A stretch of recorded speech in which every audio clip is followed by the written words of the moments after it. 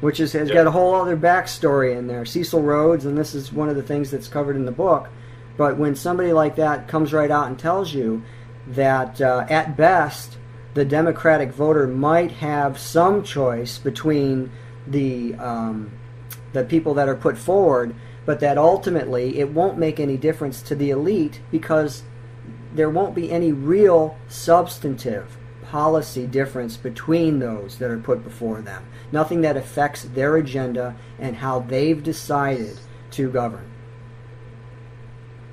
You read that and it puts things in perspective. And there are many other similar, like for instance, why do we have these central banks? Well, Carol Quigley will tell you specifically why we have central banks. The central banks were created to control the governments, the nation-state governments.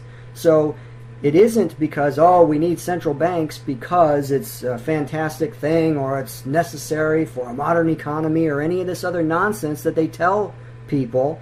The central banks were created as a mechanism, as an instrument of control. He says that specifically. So There's no arguing over why the Federal Reserve exists. There's no arguing over why the BIS, the Bank of International Settlements in Switzerland, exists. They exist because they were created by the people that Quigley was allowed to research and look at their papers for 2 years. They were created by them to increase their power over the world.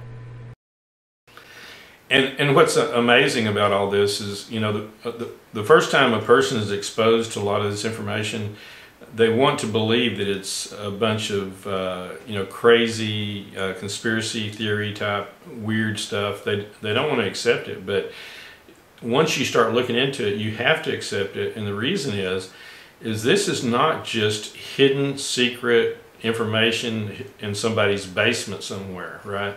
This is really, so much of this data is all out in the open and can be cross-referenced and double and triple checked. This is not hearsay.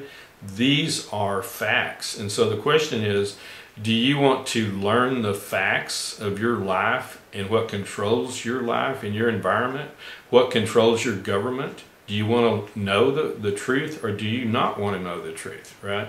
So that's what it boils down to. And it's not a conspiracy theory, and you're not some kind of, crazy, loony, tinfoil wearing hat guy, like a lot of people like to say. And so, to me, what amazes me is 90% of this information is all out in the open. And when you have somebody like Professor Quigley, who has taken the time, is a fine intellect, or was a fine intellect, and was able to get into the deeper bowels of the CFR and look at the archives without any hindrance for 2 years, then this is a golden opportunity to really see how things work. So. And he wasn't against it either. So that's the other element. He wasn't antagonistic against these things. He was in general agreement with That's why they let him in. Even better. Yeah. You have somebody who's essentially an apologist for being created. So you even lose that general argument against the veracity of statements based on quote-unquote bias, which I don't usually buy that, because if you look at it, either it's true or it's not true. So people, I'll give you a perfect example. Bill Clinton, they said that the Monica Lewinsky scandal, one of the arguments in his defense was, these are people who just hate Bill Clinton and they're just trying to destroy him. They have a vendetta. And my argument against that was, it may or may not be true that the people who are out there speaking about this hate Bill Clinton and have a vendetta against him, but is there a blue dress or isn't there? It's irrelevant if the evidence supports what's being said. So I'm sure you're familiar with the infamous blue dress that supposedly had a stain on it and matched his genetic code. That's where the argument goes. What is the evidence? Is this true? You're saying this is true. Can I verify it? If I can verify it, then the rest of the nonsense, it's interesting you bring up the term conspiracy theory, because the conspiracy theory term was coined by the CIA itself. It was a pejorative coined by the CIA to shut down critical thinking. So you can verify that. You can listen to, I believe the ex-CIA agent's name is Steele. And you can look it up, and there's a clip. I actually posted it a while ago. It was in response. I read an article some time ago about it. You know, is actually sourced documentation that the whole reason they come up with that was to prevent any kind of questioning of the JFK assassination. So that was a weaponized term that the CIA come up with, that they could stop all logical thought and argument. You just call somebody a conspiracy theorist, and all of a sudden the discussion's over. And you can hear something else. And you can hear a CIA agent. So now we're making that claim, right?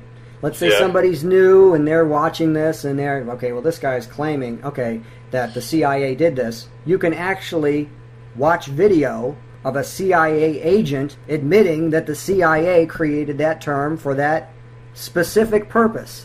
So at that point, you don't have to listen to me. You don't have to listen to David Brown. Don't have to listen to anybody. You can just say, okay, well, this guy is a CIA agent, ex-CIA officer, and he's admitting it, that the agency did this, and then he will show the documents if you want to go look up the documents and actually look at it. So that's it isn't a lack of information that keeps people ignorant of this stuff. It's a lack of will to face it. So if people want to know what the truth is, it's absolutely available. It's easy enough to verify. It's just an issue of whether or not they want it. Right, and we're all the beneficiaries of that. So really appreciate your excellent writing. So in wrapping up, where's the best place to stay up to date with what you're doing and your writing and all that sort of thing? Well, if they just go to joeplummer.com, that's probably the easiest thing to remember, and they can find all the books there. And I periodically post stories, articles that I think are important, and comment on them and stuff like that. But I would say that that's probably the easiest. There's one URL, joeplummer.com. That's pretty easy to remember. Right, and I'd like to say, that Joe's website is packed with important information, and so a lot of websites, if you go to their front page, it's basically that plus a little bit more. But I think Joe's website is pretty in depth, and there's a lot of stuff there if you take the time to research it and look through it. I've been working on that since 2004, 2005-ish. So yeah, there's a lot of stuff compiled over that period of time. It's been more than 10 years there. So Joe, I'd like to thank you today for your time, and hopefully we can do this again in the future. So thank you very much. Thank you, David. Thank you. Thanks.